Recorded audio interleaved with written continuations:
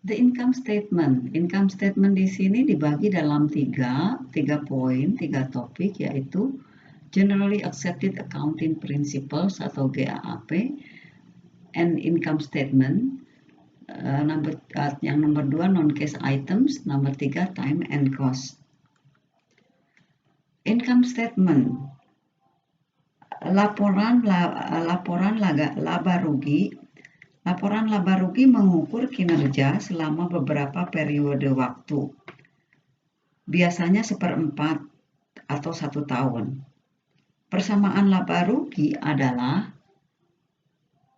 revenues dikurangi expenses sama dengan income, atau pendapatan sama dengan beban dikurangi pendapatan, ya. Jika Anda menganggap neraca sebagai gambaran singkat, maka Anda bisa memikirkan laporan laba rugi sebagai rekaman video yang mencakup periode antara gambar sebelum dan sesudah. Tabel 2.2 memberikan laporan laba rugi yang disederhanakan untuk US Corporation. Hal pertama yang dilaporkan pada laporan laba rugi biasanya adalah pendapatan dan biaya dari operasi utama perusahaan. Bagian-bagian selanjutnya antara lain biaya seperti bunga yang dibayarkan, pajak yang dibayarkan dilaporkan secara terpisah. Item terakhir adalah pendapatan bersih yang disebut garis bawah. Penghasilan bersih seringkali dinyatakan dalam basis per saham dan disebut laba per saham atau EPS, earning per share. Seperti yang ditunjukkan, US Corporation membayar dividen tunai $103. Perbedaan antara laba bersih dan dividen tunai $309 merupakan tambahan laba ditahan untuk tahun tersebut. Jumlah ini ditambahkan ke akun laba ditahan kumulatif di neraca. Nah, kita lihat contoh 2.3, calculating earnings and dividends per share. Jadi menghitung pendapatan dan dividen per saham. Misalkan US Corporation memiliki 200 juta saham beredar pada tahun 2009. Berdasarkan pendapatan, pernyataan pada tabel 2.2 ini berapa nilai EPS dan berapa dividen per saham. Dari laporan laba rugi kita melihat bahwa US Corporation memiliki laba rugi atau laba bersih sebesar 412 juta US dollar. Total dividen adalah 103 juta. Karena 200 juta saham beredar, menghitung laba per saham atau EPS dan dividen per saham sebagai berikut. Laba per saham laba bersih jumlah saham yang beredar 412 dibagi 200 sama dengan $2,6 per saham. Nah, dividen, menghitung dividen per saham, dihitungnya adalah total dividen dibagi total saham yang beredar. Jadi 103 dibagi 200 lembar sama dengan 0,515 dolar per saham. Sehingga ketika kita melihat laporan laba rugi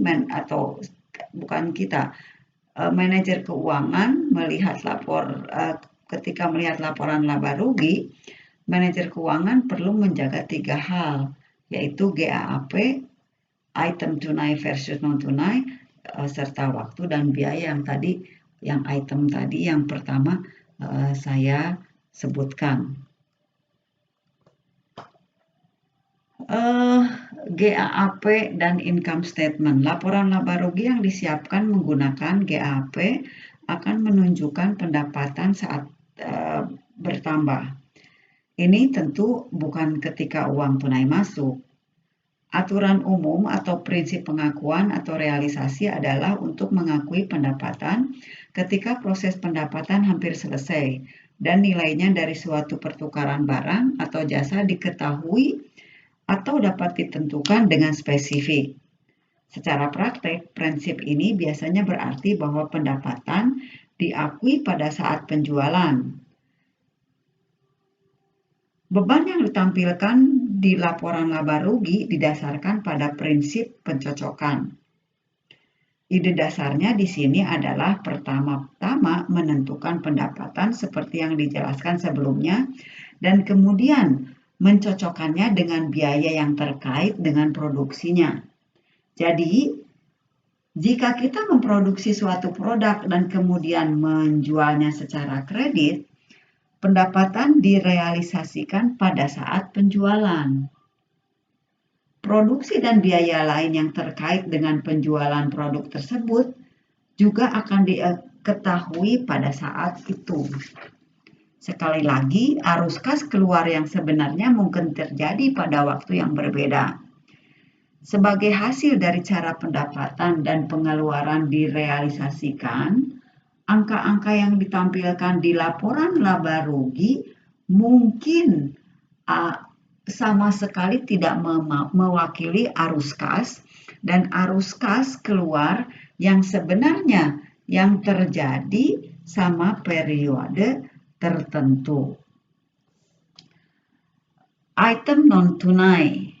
Alasan utama mengapa pendapatan secara akuntansi berbeda dari arus kas adalah karena laporan laba rugi berisi item non-cash atau item non-tunai.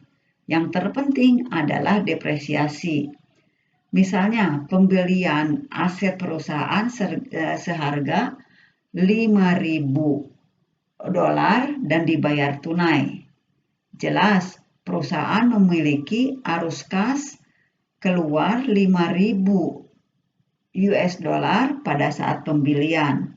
Namun, bukannya memotong $5.000 sebagai biaya, akuntan mungkin mendepresiasi aset selama periode 5 tahun. Jika depresiasi berbentuk garis lurus dan aset diturunkan menjadi 0 selama periode itu, maka $5.000 dibagi 5 sama dengan $1.000 akan dipotong setiap tahun sebagai biaya. Dua hal penting untuk diketahui bahwa pemotongan $1.000 itu bukanlah uang tunai. Ini adalah angka akuntansi. Sebenarnya arus kas keluar terjadi saat aset dibeli. Pengurangan depresiasi hanyalah aplikasi lain dari prinsip pencocokan dalam akuntansi. Pendapatan yang terkait dengan aset umumnya akan terjadi dalam jangka waktu tertentu. Jadi, akuntan berusaha mencocokkan biaya pembelian aset dengan manfaat yang dihasilkan. Seperti yang akan kita lihat, untuk manajer keuangan, waktu aktual arus masuk dan arus kas keluar sangat penting untuk mendapatkan perkiraan nilai pasar yang masuk akal. Jadi kita perlu mempelajari caranya untuk memisahkan arus kas dari entry akuntansi bukan kas. Pada kenyataannya, perbedaannya antara arus kas dan pendapatan akuntansi bisa sangat dramatis. Misalnya, pertimbangan kasus perusahaan asuransi Conseco. Untuk tahun fiskal 2007, Conseco melaporkan net kerugian sebesar